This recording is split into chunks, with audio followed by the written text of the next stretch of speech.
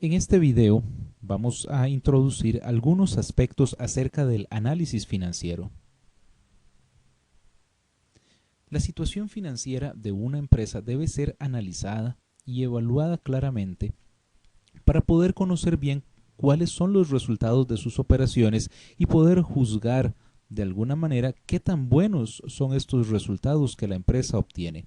Para esto entonces necesitamos mirar los resultados pasados y ver cuáles son los resultados actuales y poder entonces observar de qué manera estos resultados actuales nos pueden de alguna forma definir cuáles podrían ser los resultados en el futuro y poder hacer entonces distintos tipos de pronósticos y proyecciones al futuro. Para poder analizar lo pasado y lo actual, entonces se emplean diversas técnicas e instrumentos. El análisis financiero, como vamos a mencionar más adelante, utiliza algunas técnicas e instrumentos específicos que nos permiten entonces evaluar lo que ocurrió y lo que está pasando en este momento. Estas mediciones y relaciones relevantes que vamos a obtener nos ayudan entonces a tomar las decisiones adecuadas para obtener entonces los resultados deseados en el futuro. El análisis financiero es fundamental para, por ejemplo, los inversionistas. Un inversionista necesita saber qué tan buena es la situación de una empresa en la cual está colocando sus recursos para poder saber si realmente vale la pena asignar más recursos a los proyectos que una empresa está realizando. El inversionista entonces necesita saber qué tanto rendimiento está obteniendo por el capital que está aportando a una determinada empresa y necesita saber también cuáles son los riesgos en que está incurriendo a la hora de invertir. Por supuesto que los gerentes necesitan del análisis financiero para poder tomar las decisiones, para poder llevar a la empresa a los resultados deseados, o sea, para poder llevar a la empresa hacia las metas, y para esto necesitan entonces tener medidas acerca de qué tan efectivas han sido las decisiones que han tomado en el pasado y cómo podrían afectarse las decisiones actuales de manera que se logren los objetivos. Los acreedores también necesitan el análisis financiero para poder saber entonces qué tan buena es la situación de una empresa y cuáles son los riesgos de facilitarle recursos, de prestarle recursos. Y algunas organizaciones del gobierno también emplean el análisis financiero, muchas veces con fines de fiscalización o de regulación y por supuesto con objetivos tributarios.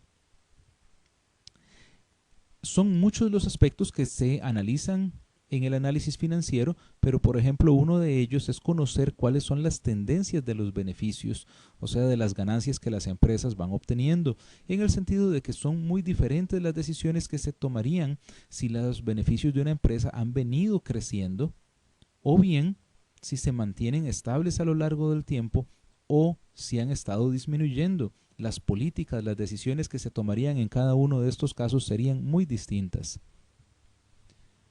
El análisis financiero permite entonces conocer la evolución de los resultados a lo largo del tiempo, pero no solamente de la empresa con respecto a sí misma, sino también con respecto a otras empresas. La posición financiera a corto plazo, por ejemplo, es un factor fundamental que es necesario conocer. La empresa tiene ciertos pasivos circulantes, o sea, tiene ciertas obligaciones que debe cumplir en el corto plazo y para ello cuenta entonces con distintos activos, o sea, con bienes, con derechos que puede convertir en efectivo en el corto plazo y que le van a servir para hacer frente a sus obligaciones o a sus deudas.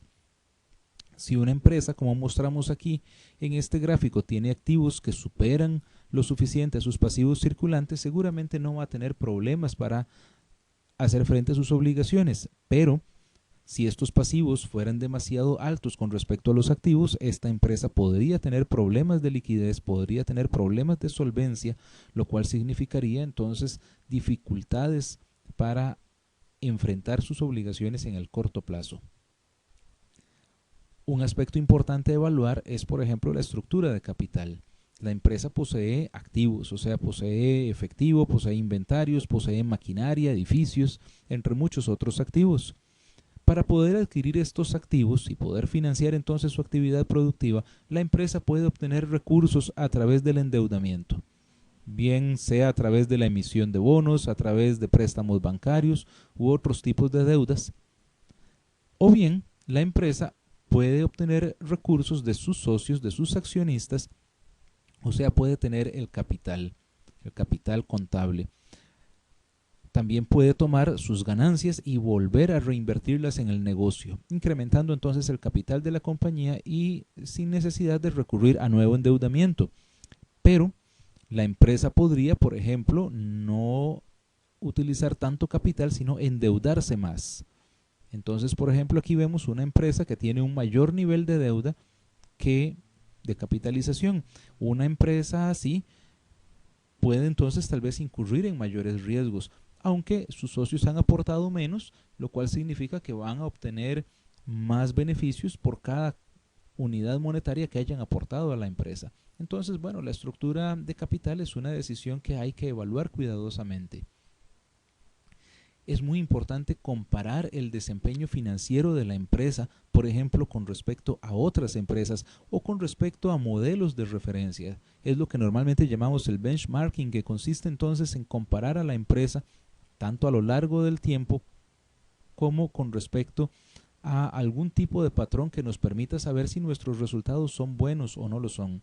Entonces, por ejemplo, una empresa podría tener beneficios relativamente bajos, y si todas las empresas están obteniendo beneficios bajos porque tal vez la economía se encuentra en crisis, pues realmente el resultado en sí no sería tan malo.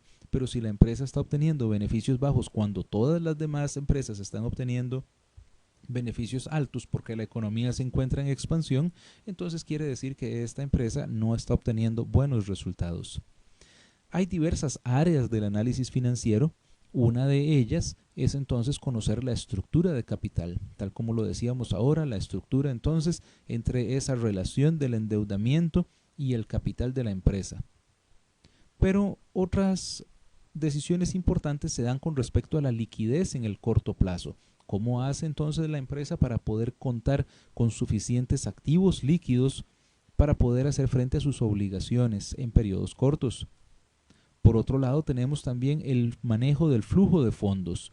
La empresa tiene que realizar pagos en determinados momentos y los cobros, el dinero que recibe, no siempre coincide en el mismo momento que hay que hacer los pagos. Entonces quiere decir que se requiere un buen análisis y una buena planeación acerca del flujo de los fondos.